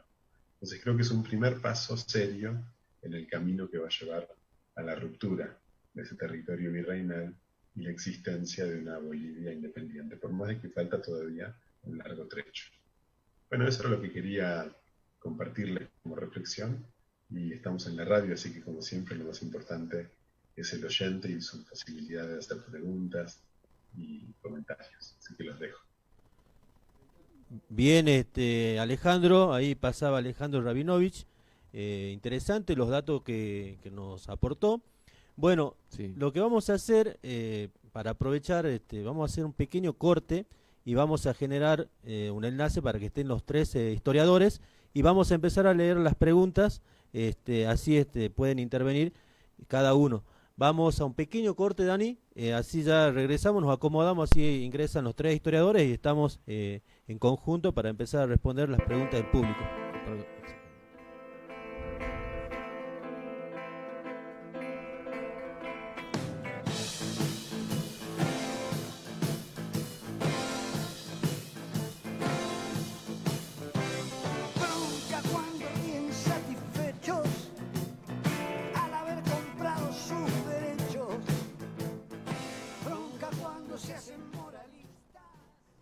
Inicio espacio publicitario. Para no tomarse la vida en serio, ya que inevitablemente vas a salir muerto de ella, 100% cumbia, ADM. Cumbia, reina de cumbia. Como dicen los pares. Cumbia, reina de cumbia. Arriba las manos los impares. Cumbia de mi... Los que no tienen barbijo.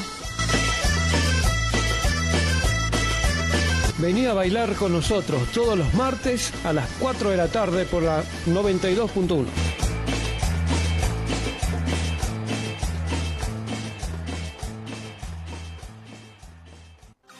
Azul Network. Azul Network es el internet por el aire de Jujuy. Servicio domiciliario de 5 y 10 megabytes. Tenga la tranquilidad de llegar a la casa y que el internet funcione. Cambie la velocidad de su conexión con solo un llamado. Servicio técnico con atención personalizada los 7 días de la semana. Internet al alcance de su bolsillo. Celular 0388 155 16 2804. Azul Network.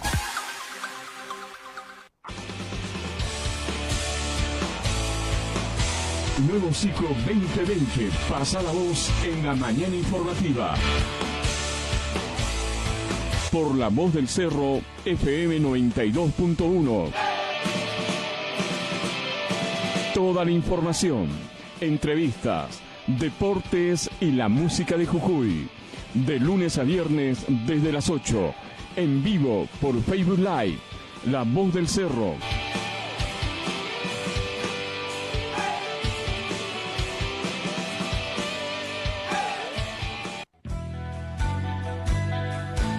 Panorama Sindical, el programa que propone sobre la mesa la problemática de los sindicatos de Jujuy y el país. Con la conducción de Marcelo Oviedo y la colaboración de Alejandra Julián. Panorama Sindical, donde visibilizamos las actividades de los sindicatos y organizaciones sociales. Viernes de 14 a 16 por La Voz del Cerro 92.1 MHz. Visita nuestra agencia de noticias, agencia.farco.org.ar. Fin. Espacio publicitario.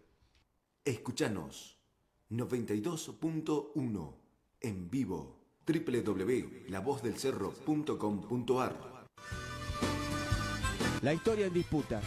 Buscanos en nuestro Facebook, La Historia en Disputa, o en nuestro blog, lahistoriaendisputa.wordpress.com. Bronca con los dos dedos en B.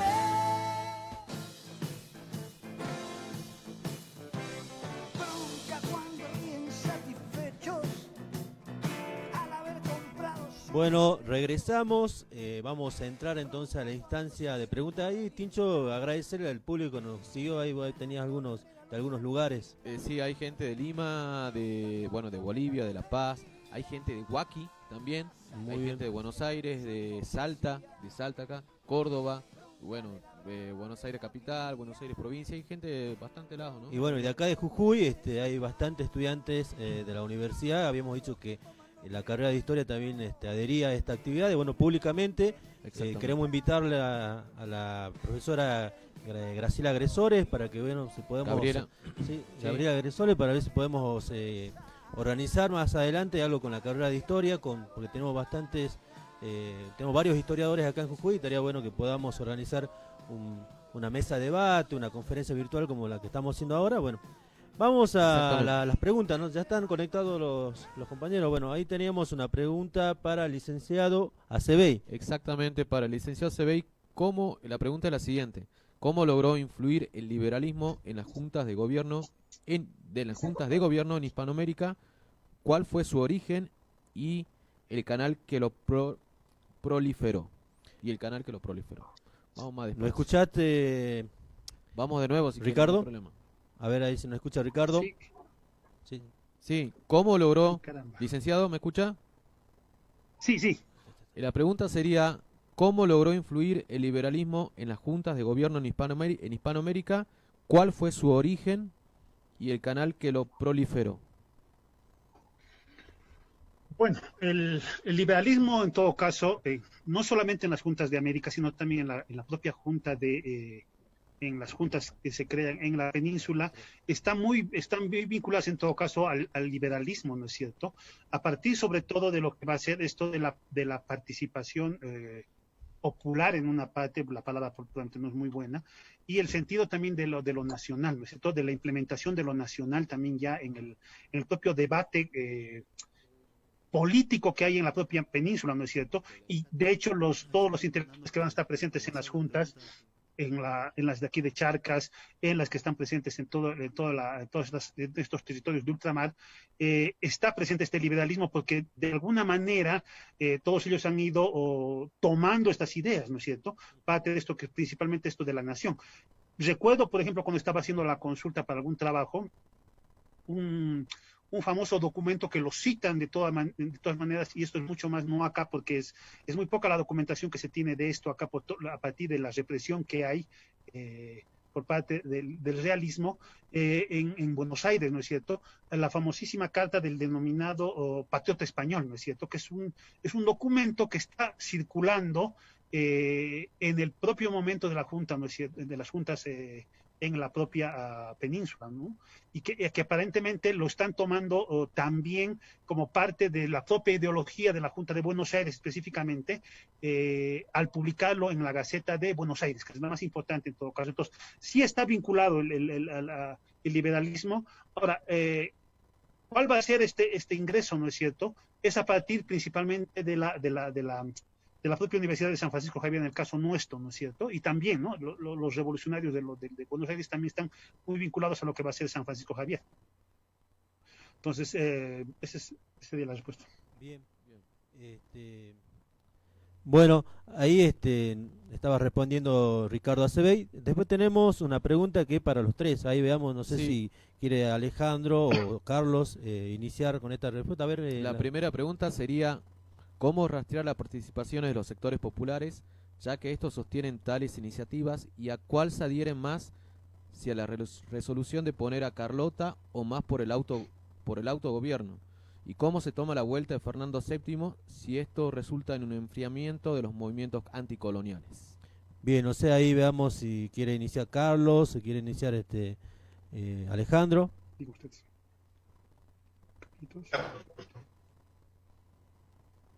Vamos. Dígame. Alejandro. Sí, ¿puedo? Como primero. En todo caso, este es el sentido, en todo caso, del autogobierno y de lo popular. ¿Cómo se puede rastrear a estos grupos populares, no? Claro. Uno quiere pensar, y eso en otra charla también que se había sostenido con el doctor Rabinovich, por ejemplo, se quiere pensar que, por ejemplo, los criollos o los criollos principalmente estaban muy más a favor del realismo, mientras que las poblaciones más populares estaban a favor de la libertad, de la revolución. Esto es falso en todo caso.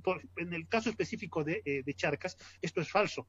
Y ya lo han demostrado la doctora María Luisa Sux en sus textos, el licenciado también Roger Mamani también lo ha demostrado, que esta participación popular en todo caso va a ser una participación en unos casos muy fuerte por parte de los propios indígenas, ¿no? Específicamente indígenas, tanto en movimientos realistas, o sea, en los grupos realistas, como en los grupos que se pueden denominar rebeldes, no patriotas, porque aún no son patriotas, son rebeldes, en este principal momento son rebeldes, ¿no es cierto? Entonces, está presente en todo caso esta participación popular. Ahora, ¿cómo se registra?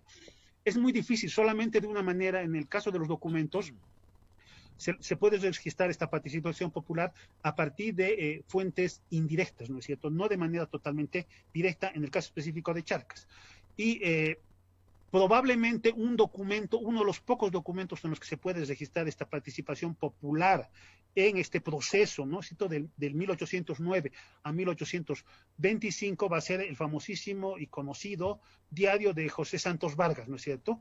Donde él, si bien es un poco posterior a esto, ¿no? Esto es a partir del 14, 15, cuando está explicando mucho mejor, porque es el momento que escribe su diario, tiene unos antecedentes previos, pero va a ser a partir de este momento, del 15, por lo menos, cuando se va a registrar esta participación popular, tanto al lado de los famosos amedallados, que son los que están a favor del realismo, como de estos supuestamente patriotas que están a favor del otro grupo, ¿no es cierto? Entonces, es así como se puede registrar parte también de esta historia de lo popular, ¿no es cierto? Es un poco difícil, pero no imposible, ¿no? Con mucha más búsqueda, ¿no? El doctor Rabinovich.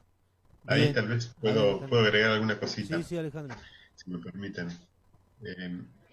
Claro, nosotros los historiadores tenemos el problema de que no podemos inventar la historia, tenemos que hacerlo a partir de documentos, ¿no? Entonces nos gustaría saber muchas cosas y tener información sobre muchos temas que hoy nos resultan relevantes, pero no necesariamente podemos acceder a esa información.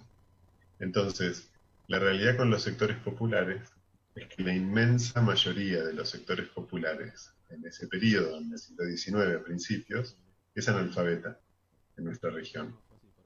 La tasa de alfabetización es bajísima, en el total de la población no llega al 20%, y entre los sectores populares es muy raro encontrar a alguien que sepa escribir. Entonces, la realidad es que no nos dejaron documentos. Así como tenemos cartas y memorias y autobiografías de miembros de la élite, nos cuesta horrores encontrar algo semejante de los sectores populares. Pero sí se puede encontrar su palabra, y prácticamente es el único lugar donde se puede, en los juicios, en los sumarios. Porque a los sectores populares sí se les hace juicio, y en los juicios de la época, el fiscal a cargo de un juicio, cuando están juzgando a alguien por deserción, por robo, por lo que sea, le toma la declaración, y la declaración se escribe tal cual. Tenemos que creer en que el escriba que está escribiendo la declaración va a ser fiel, pero en principio es una buena fuente.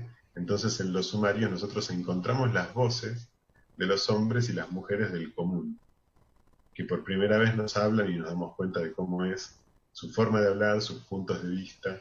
Obviamente están ante un juez, con lo cual tampoco es que van a decir cualquier cosa, y sobre todo en temas sensibles como esto, de a qué solución política promueven o apoyan. Obviamente va a jugar la cabeza la persona si llega a decir que está a favor o en contra del rey, entonces tampoco lo podemos tomar al pie de la letra, pero sí se puede hacer una historia popular con fuentes a partir de las lecturas transversales del archivo y de fuentes no tradicionales como son los sumarios, por ejemplo.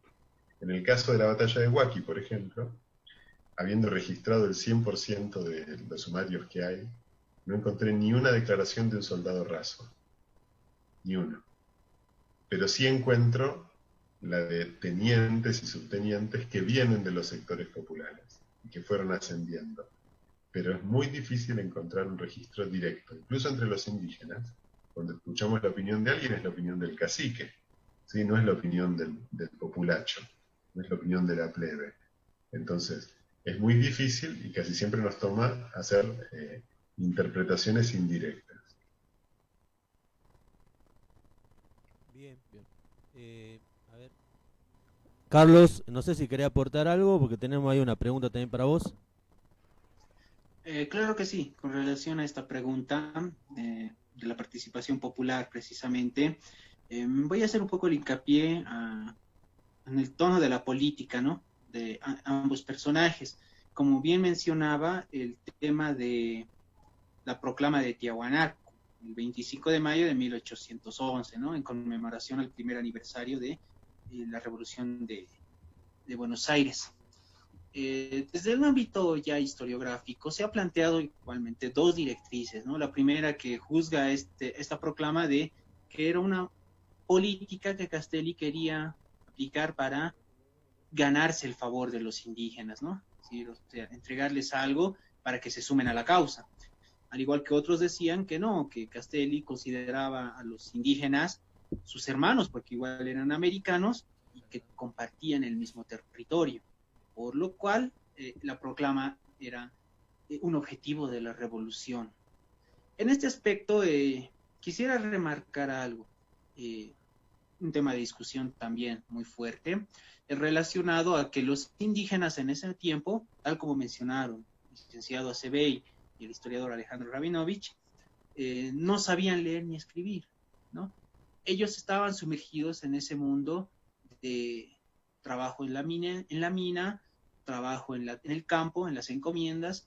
Ese era su mundo únicamente, y eso no cambia mucho a lo largo de la historia, hasta el 52, ¿no?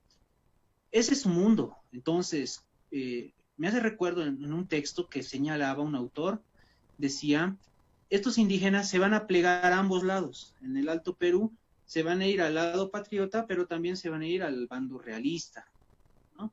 O, en términos ya más académicos, se van a ir al bando de los revolucionarios, de los rebeldes, y al bando de Goyeneche, igualmente los realistas. ¿Por qué? Porque ambos les hacen promesas, porque algo les ofrece ciertas cosas que ellos no entienden o no conocen en su determinado momento, ¿no? Y hace una alusión o lo asemeja a lo que ocurría en la revolución en Estados Unidos, por ejemplo, ¿no? Con el tema de los negros. Aquel que se enlista en el ejército de los casacas rojas, decían, serán libres. Era más o menos así en esos momentos en relación a los indígenas. Si pelean por nosotros, se les va a dar estas cosas, ¿no? Los realistas decían, se les va a dar estas ciertas libertades, etcétera, ¿no? Se los va a eximir de la mita. En el campo patriota se va a transformar el contexto colonial que se está viviendo, va a haber otra realidad, etcétera, ¿no? Entonces, la participación popular del Alto Perú, yo la considero desde ese punto, ¿no? Que, uno, se les ofrecía a lo que se les ofrecía y a lo que ellos entendían. Porque, como les digo, el mundo del indígena en ese tiempo era la mina y el campo. Muchas gracias. A ver, ahí tenemos una pregunta. Esta, Tincho. Sí, la pregunta para todos los expositores es: ¿sorprende el uso de la palabra pacificación para denominar la represión realista? ¿Podrían explicarlo? Sí, lo puedo explicar. Sí. No debería sorprender. Es un uso muy, si uno lo mira desde hoy, es muy irónico ponerle pacificación a eso, pero era como le decían, incluso en la época. Eran campañas en las cuales se lograba la paz, pero no haciendo lo que hoy pensaría uno en términos de las Naciones Unidas o llevando cascos azules para que creen la paz, claro, sino que se pacificaba a los garrotazos, ¿sí? Se pacificaba un territorio eliminando a los rebeldes o a los revolucionarios, y en la época, dentro del marco monárquico y del horizonte mental de las monarquías absolutistas, no había nada más grave, ni más herético, ni más criminal que levantarse en contra del rey.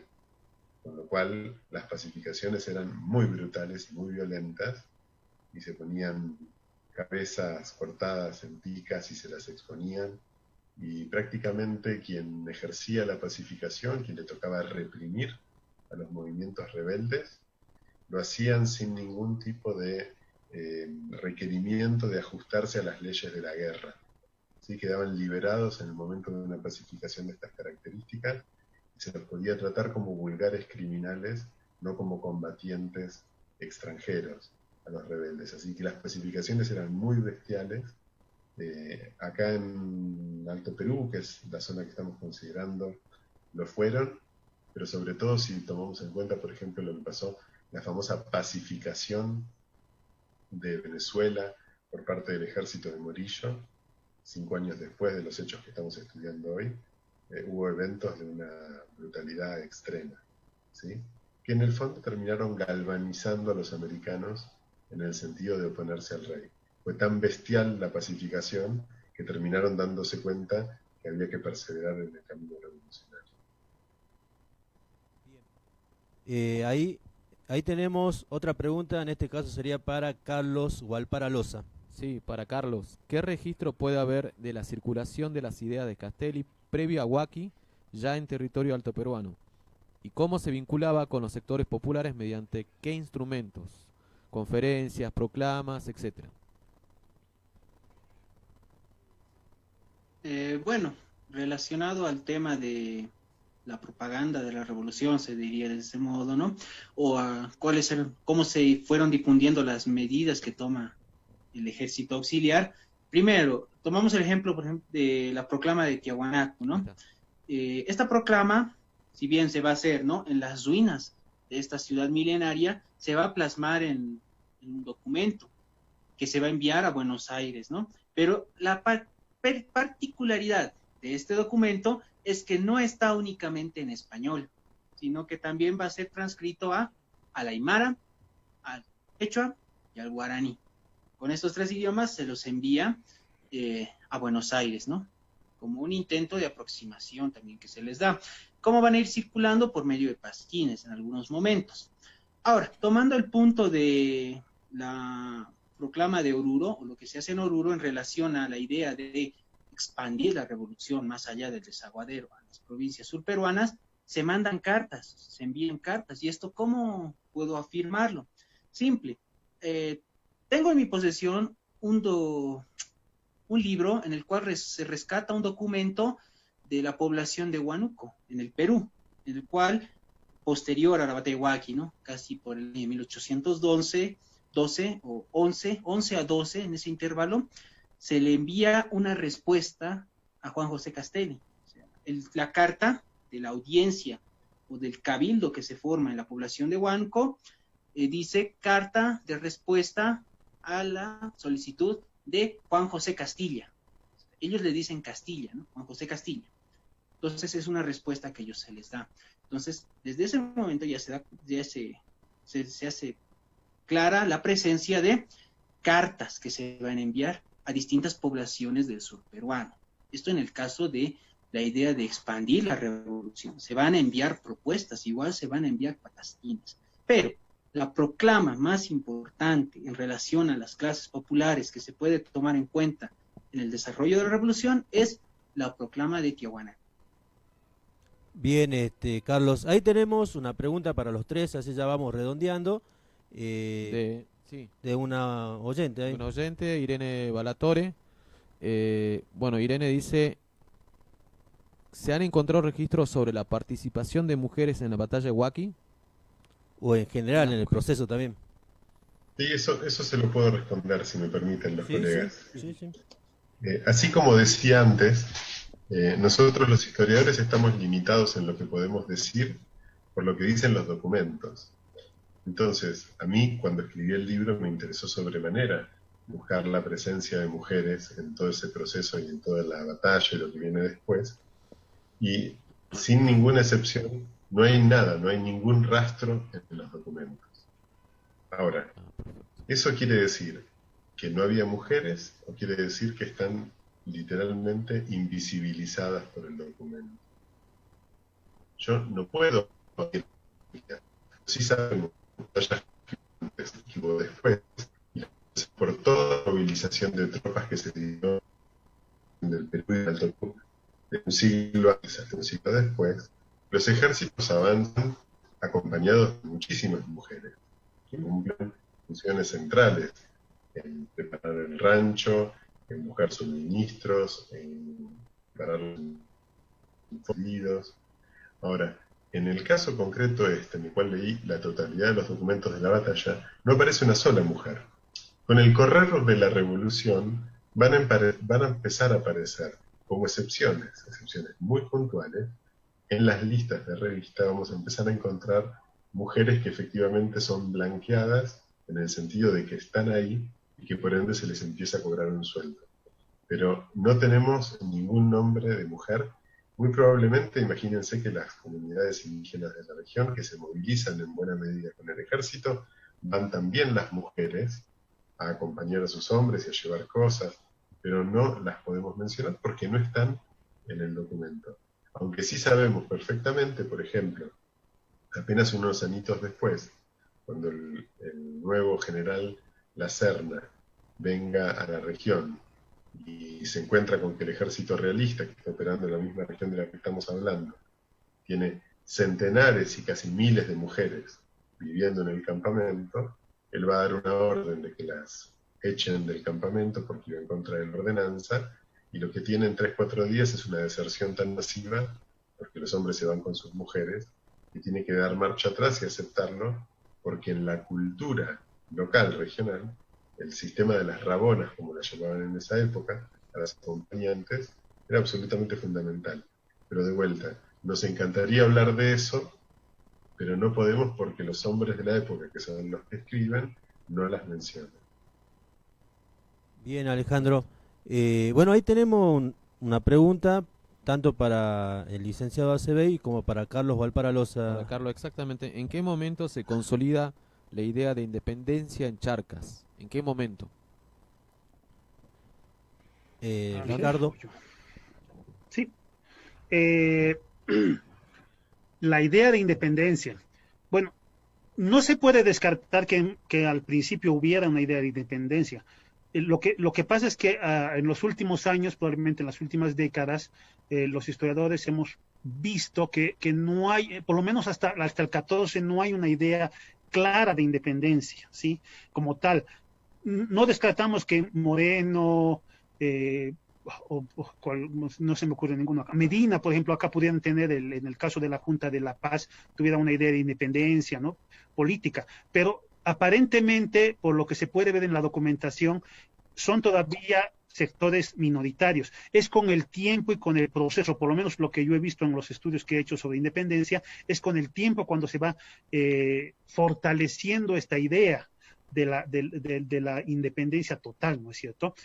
Probablemente por eso muchos de estos historiadores, tanto en la Argentina como acá en Bolivia, o también de otros países de Latinoamérica, van a decir que estos primeros años de guerras van a ser principalmente guerra civil, ¿no es cierto? Ni siquiera va a ser un enfrentamiento como tal, es una guerra civil entre posturas, al principio probablemente una postura realista, fidelista, contra otra postura fidelista, ¿no es cierto? En el caso específico de las juntas, como les decía, un caso de esta idea de mantenerse soberanos, o sea, la retroversión de esa soberanía, hasta que mientras venga el rey, mientras que otros están planteando como el propio Belgrano y el propio Castelli, por ejemplo, que están, hasta donde se sabe y hasta donde he podido ver yo, puede que esté equivocado, están, por ejemplo, apoyando la postura de Carlota Joaquina, ¿no? Esto de que la infanta Carlota Joaquina tome el poder de las colonias, estas que ven ellos acá, para mantenerlas, preservarlas hasta que vuelva el legítimo soberano, o en definitiva quedarse ella como soberana de acá, ¿no es cierto? Aunque esta idea de la soberanía acá tampoco no es muy peleada, porque ya en el siglo XVIII hay varios proyectos de descentralización de la propia monarquía, ¿no es cierto? De hecho, inclusive hasta el 21, 23 más o menos, el propio San Martín está planteando, claro, ya las provincias unidas del Río de la Plata están independizadas, pero se está planteando, por ejemplo, hasta donde he visto en el diario de sesiones, por ejemplo, de las Cortes españolas, está planteando, por ejemplo, por lo menos un proyecto, donde se está planteando que el restante de lo que quedaría de esta América hispana pudiera ser gobernada por igual infantes de la propia corona española. Entonces, aparentemente hasta por lo menos el 21 no hay, en estos sectores no hay todavía un sentido así propiamente de independencia, ¿no? Entonces, eso sería la parte de la respuesta. Gracias. Bien. Carlos, ¿quería aportar algo más? O si no, bueno... tal vez como una pequeña síntesis, ¿no? En relación a la idea de la independencia. Es cierto, en sus primeros momentos, hasta Huaki, posiblemente sí se hubiera gestado una idea de independencia, ¿no? Con los triunfos que se estaban logrando, con todas las políticas que se estaban implementando. Pero después de Huaki va a tomar otro rumbo la ideología, ¿no? El contexto mismo va a definir eso. El espacio mismo en donde se está desarrollando lo va a definir. Hasta ese momento, por ejemplo, algunos planteaban la autonomía como un primer paso que se tenía que dar, ¿no? Y había unos pequeños grupos radicales que sí, ya estaban planteando esta idea de independencia, de que ellos mismos puedan gobernarlo, ¿no? Pero hasta este momento es autonomía. Generalmente se va, en todos los documentos, en todos los libros, se escucha la palabra autonomía. Eso. Bien. Bueno, para ir cerrando, Alejandro, Carlos, Ricardo, dejamos ahí que hagan sus últimas palabras, sus últimos aportes para que vamos cerrando esta conferencia virtual. No sé quién quiere iniciar, Alejandro. Sí. Dos palabritas. Me parece que la pregunta recién iba más en el sentido no tanto de la independencia de Charcas respecto del rey de España, sino respecto de Buenos Aires, ¿no? En el sentido del libro de Roca, ni con Lima ni con Buenos Aires, ¿no? Creo que venía por ese lado la pregunta, y entonces no solo cuando se va decantando la posición de pasar de la autonomía a la independencia respecto de Fernando VII, sino cuando es que se decanta ahí la idea de que con Buenos Aires tampoco, ¿no? Porque una cosa es ser independiente del rey y otra cosa es seguir siendo parte del virreinato o quedar subsumido dentro de la esfera del Perú. Pero más allá de eso, bueno, me quiero despedir, aprovecho mis últimas palabras para agradecerles por esta oportunidad, Espero que estén todos muy bien allá en Bolivia y en Jujuy y por toda la región. Cuídense mucho y ya espero que pronto, el año que viene, podamos vernos las caras. Un saludo muy cordial. Bien, muchas gracias, Muchas Alejandro. gracias, Alejandro. Ricardo. Sí, bueno, agradecer a todos el haber estado presentes en esta pequeña charla exposición sobre la batalla de Huaqui y otros aspectos importantes también de este proceso, que es fundamental y que en el caso específico de Bolivia, en 5 años se va a cumplir en todo caso el bicentenario de la Declaración de Independencia también nuestra. Entonces, es un tema que está, igual que en el Perú también, que el 21 se cumple, y en México. Entonces, es un tema que es muy importante para poder ver, en todo caso, cuál es el camino que hemos seguido desde hace 200 años y hacia dónde queremos ir también, ¿no? Es parte también de la importancia de la historia. Agradezco a todos y muy buenas noches. Buenas noches, licenciado. Bien, a ver, Carlos, tus últimas palabras y vamos cerrando esta conferencia virtual sobre la batalla de Huaqui. Claro que sí, en pocas palabras, ¿no? Un poco breve, quisiera hacer también una especie de aclaración o agregar algo, es mejor esa palabra, agregar algo, que es cierto, hasta 1825, en la Real Audiencia de Charcas, todavía estaba la idea de nos vamos con Lima o nos vamos con Buenos Aires, ¿no? En estos momentos se estaba disputando esas dos opciones, ¿no?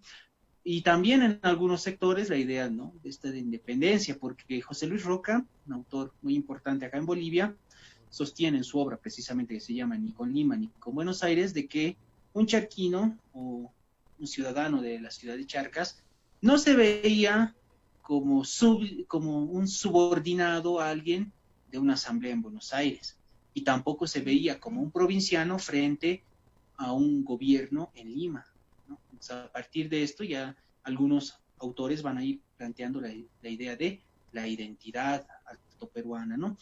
La historia de la Guerra de la Independencia y el proceso que conlleva es muy amplia y puede tener muchas variantes, puede haber muchas teorías, puede haber muchos caminos que recorrer. Eso es lo lindo de la historia, ¿no? Y como decía el licenciado Acebey, estamos en Bolivia a punto de ya 5 años para cumplir el bicentenario. Entonces tenemos que ir conociendo más este proceso, ¿no? Entender qué conllevó, a qué nos lleva y sobre todo qué significa para nosotros. En el caso de Huaqui, ¿qué significó para la historia? No solo local, sino a lo largo del desarrollo de la independencia. Hay algunos que plantean que si Castelli hubiera ganado, hubiera cambiado el curso de la historia, eso es muy cierto, ¿no? O si se hubieran tomado otras medidas, posiblemente hubiera sido otra la perspectiva histórica, ¿no? Estaríamos en otro contexto. Pero eso es lo bonito de la historia, que todos podemos explorar nuevos caminos, podemos encontrar nuevas opiniones, podemos ir fortaleciendo lo que conocemos a partir de otras experiencias, ¿no? Entonces siempre hago yo la invitación a todos los historiadores, a los que les gusta la historia, a seguir investigando, a seguir estudiando, que la historia es una carrera realmente muy hermosa que te puede abrir 1.000.000 de ventanas, 1.000.000 de puertas. Agradecer a todos por participar de la entrevista o de la conferencia, por su atención, y espero les haya sido les haya aportado mucho conocimiento, les haya sido de mucha utilidad. Muchas gracias. Muy bien, bueno, ahí pasaban las voces de los historiadores que nos ayudó a reconstruir este proceso histórico que es la batalla de Huaqui. Por un lado estaba el licenciado Ricardo Acebey, también estaba presente Alejandro Rabinovich por Argentina, sí, y Carlos Valparaloza, parte también como historiador de Bolivia. Bueno, también vamos a agradecer a los que nos ayudaron a llevar adelante toda esta conferencia y no nos olvidemos del licenciado Juan Carlos Patón Flores. Patón Flores, exactamente. Bueno, las instituciones son la Asociación de Representantes de Museos Comunitarios, Capac Ñan Azoremuc QN, espero haberlo dicho bien. La carrera de Historia de la Facultad de Humanidades y Ciencias Sociales, de acá de Jujuy. Exactamente, la radio La Voz del Cerro, donde estamos transmitiendo ahora, sí, vía Facebook y bueno, la 92.1, y el programa de la Historia en Disputa. Bueno, agradecerle, esto fue una primera experiencia que hacemos desde el programa, como habíamos dicho en el transcurso de esta conferencia, también en la idea de trabajar con los compañeros de la carrera de Historia, que nosotros somos parte de esa carrera, de acá de la Facultad de Humanidades de Jujuy, la UNJU, dejarles abierta la invitación para los diversos historiadores que tenemos de la carrera, para abrirles estas puertas, porque como saben todos estamos pasando unas dificultades muy grandes con esta cuestión de la pandemia, y bueno, se nos abre la posibilidad de llegar a muchos hogares a través de esta tecnología que tiene hoy la radio, que también utilizamos las redes sociales. Bueno, hemos llegado una vez más a finalizar nuestro programa, la verdad que muy linda la experiencia de hoy, espero que también haya sido del agrado del público. Sé que a veces es que cuesta llegar con la historia, pero bueno, es una pelea. Casualmente nosotros con el nombre del programa es eso, disputar ese pasado para reconstruirlo también, sobre todo nuestro programa que se identifica con los sectores populares. Yo me quedo con las preguntas sobre las mujeres, los sectores populares, que estuvieron muy interesantes, y la participación que dijo Carlos, el compañero, sobre la gente que pregunte, que se interese por la historia, ¿no? Exacto. Y hubo mucha participación aparte. Sí, muchísima, la verdad que fue para nosotros, por lo menos nuestro humilde programa, un éxito total. Bueno, lo vamos a dejar, lo vamos a esperarlo el próximo jueves, como todos sabemos, por La Voz del Cerro, 92.1, todos los jueves a partir de las 20 horas, en el programa que hemos denominado La Historia en Disputa. Bronca cuando ríen satisfechos al haber comprado sus derechos. Bronca cuando se hacen moralistas y entran a correr a los artistas. Bronca cuando a plena luz del día sacan a pasear su hipocresía. Bronca de la brava, de la mía, bronca que se puede recitar. Para los que toman lo que es nuestro con el guante de disimular. Para el que maneja los violines de la marioneta universal. Para el que ha marcado las barajas y recibe siempre la mejor. Con el as de espadas nos domina y con el de bastos entra. Marcha. 1, 2, no puedo ver tanta mentira organizada sin responder. La voz ronca, de bronca, de bronca. Bronca porque matan con descaro, pero nunca nada queda claro. Bronca porque roba el asaltante, pero también roba el gobernante. Bronca porque está prohibido todo, hasta lo que haré de cualquier modo. Bronca porque no se paga fianza, si nos encarcelan la esperanza.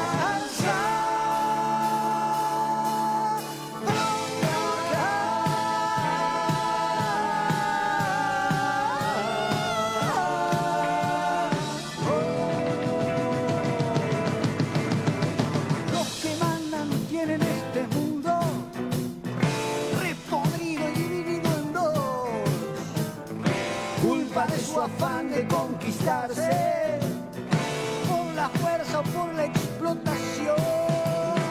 Bronca pues entonces cuando quieren que me corte el pelo sin razón, es mejor tener el pelo libre que la libertad con fijador.